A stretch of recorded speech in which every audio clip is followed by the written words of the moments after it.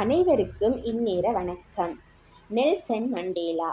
சாதனையாளர்கள் அனைவரும் சாதித்துவிட்டு சென்றாலும் அவர்கள் தலைமைத்துவம் என்ற தடயத்தை எமக்கு விட்டுச் செல்வதற்கு தவறவில்லை. உலகமே வியந்து பார்க்கும் அளவு ஒரு சிறந்த தலைவராக இம்மத்தியில் அவர் இன்னும் புகழப்படக்கூடியவராக இருக்கிறார். இவர் 1918ஆம் ஆண்டு ஜூலை மாதம் 18ஆம் தேதி தென்னாப்பிரிக்காவில் குழு என்ற கிராமத்தில் உதயமானார்.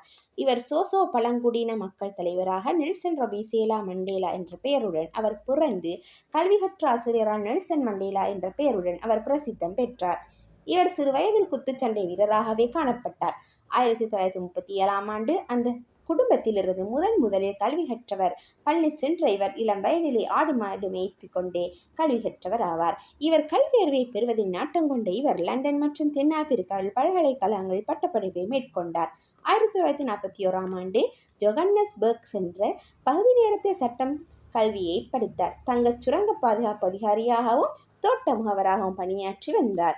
இவர் மகாத்மா காந்தியின் மனித விழுமியங்களால் ஈர்க்கப்பட்டதன் காரணமாக இவர் தென்னாப்பிரிக்காவின் காந்தி என்று அழைக்கப்பட்டார். இவர் புகழ்பெற்ற இவர் மிகவும் பிரபலமான அரசியல் கைதி என்று அறியப்படுகிறார். தென்னாப்பிரிக்காவின் கருப்பினத்தவர்களின் சிறந்த நம்பிக்கையாளராகவும் காணப்படுகிறார். 1944ஆம் ஆண்டு ஆப்பிரிக்காவின் தேசிய காங்கிரஸில் இணைந்தார். அவர் எனசிக் என்ற இளைஞர் பேரவையை தொடங்கினார். 1948ஆம் ஆண்டு நடைபெற்ற தேர்தலில் ஆப்பிரிக்காவின் தலைமையிலான தேசிய கட்சி வென்ற பின்னர் ஆப்பிரிக்கா தேசிய காங்கிரஸ் கட்சியின் வளர்ச்சி மற்றும் அரசியல் ஈடுபாடு தீவிரமடைந்து ஆப்பிரிக்காவின் தலைமையிலான தேசிய கட்சி இன வகைப்பாடு மற்றும் பாகுபாட்டின் முறையான அமைப்பை அறிமுகப்படுத்தினார். மண்டேலா 1952ஆம் ஆண்டு தென்னாப்பிரிக்காவின் முதலாவது கருப்பின சட்ட நிறுவனத்தை தொடங்கினார். இச்சட்டத்தினால் பாதிக்கப்பட்ட மக்களுக்கு இலவச மற்றும் குறைந்த செலவில் சட்ட ஆலோசனை வழங்குவதற்காக ஏற்படுத்தப்பட்டது போன்ற சேவைகளை கருப்பின மக்களுக்காக ஆற்றிய அவர் தென்னாப்பிரிக்காவில் மக்களாட்சி முறையில் தெரிவு செய்யப்பட்ட முதல் குடியரசுத் தலைவர் ஆவார். இவர் தலைவராக முன்னரும் நிறவெறிக்கு எதிராகவும் போராடி முக்கிய தலைவர்கள் ஒருவர் ஆவார். அஹிம்சை வழி நடத்தியும் ஆயுத போர் வழியிலும் நிறவெறிக்கு எதிராக போர் நடத்தினார். இதற்காக அவர் 27 ஆண்டுகள் சிறைவாசம் செய்து கூட மனம் தள்ளாது விடாமுயற்சியுடன் மீண்டும் நிறவெறிக்கு எதிராக போராடி புதிய தென்னாப்பிரிக்கா குடியரசை மலரச் செய்தார். இவ்வளவு நீண்ட தண்டனையை எந்த ஒரு தலைவனும் அனுபவித்தது கிடையாது. ஆனாலும் வெள்ளை ஏகாதியத்தை எதிர்த்து நாட்டு விடுதலைக்காக போராடி இறுதியில் முதல் கருப்பின தலைவராக உருவெடுத்தார். இவர் கருப்பின மக்களுக்காக போராடுவதற்கு சில காரணங்கள் காணப்பட்டது. அவை கருப்பின மக்கள் அடக்கப்பட்டனர். அவர்களுக்கான வாக்களிக்கும் உரிமை மறுக்கப்பட்டது. அவர்கள் பிரயாணம் செய்வதற்கு அவர்களுடைய நாட்டுப்புலனுள்ளேயே அனுமதி பெற வேண்டி ஏற்பட்டது. நிலவுடைமையாளர்களுக்கு கருப்பின மக்கள் இருப்பது தடை செய்யப்பட்டது.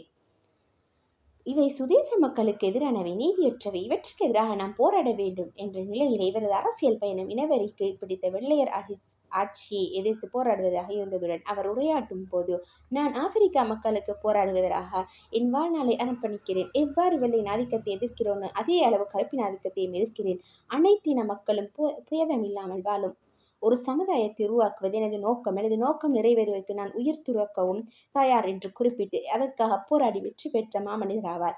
எடுக்கப்பட்ட மக்களின் விடுதலைக்காகவும் இனவெறியிலிருந்து மக்களை விடுவிப்பதற்காகவும் இவரது போராட்டம் காணப்பட்டது. இவரது பயணத்தில் இவர் நிறைய சவால்களை முன்னின்று முகம் கொடுத்த பல தடைகளையும் தாண்டி சாதனைகளை படைத்த தலைவர்கள் இவரும் ஒருவராவார்.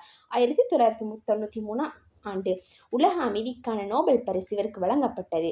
நேரு சமாதான விருது உலக சமாதானத்துக்கு மண்டேலா ஆற்றிய சேவையை பாராட்டி சிலையிறங்கும் போது இந்திய அரசு இவ்விருதை வழங்கியது.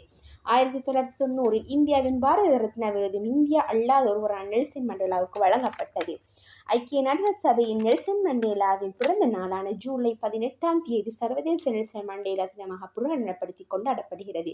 2007 இங்கிலாந்து நாடாளுமன்ற சதுக்கத்தில் நெல்சன் மண்டேலாவின் வெண்கல சிற்பம் வைக்கப்பட்டுள்ளது. இவ்வாறு அவரது நிறவெறி போராட்டத்துக்கு வாழ்நாளை அர்ப்பணித்த மண்டேலாவுக்கு சுமார் 250க்கும் மேற்பட்ட விருதுகள் கிடைக்கப்பட்டுள்ளது. நீண்ட போராட்டத்தின் பின் இவர் ஒரு சிறந்த தலைவராக காணப்படுவதற்கு இவரது தலைமைத்துவ பண்பான விடாமுயற்சி, நேர்மை, உத்வேகம், போரார்வம் போன்ற பண்புகளுடன் அடக்குமுறையானவர்களுக்கும் அடக்கப்பட்டவர்களுக்கும் இடையில் இணைக்கப்பாட்டை ஏற்படுத்தும் செயற்பாடுகள் மூலம் அனைவரையும் ஒரு நிலைக்கு வருவதற்கு காரணமாக இருந்து இரக்கமாக வாழ்தல் என்பது ஒரு சிறந்த முன்மாதிரியாக சிறந்து விளங்கும் ஒரு தலைவரை நெல்சன் மண்டேலா ஆவார்.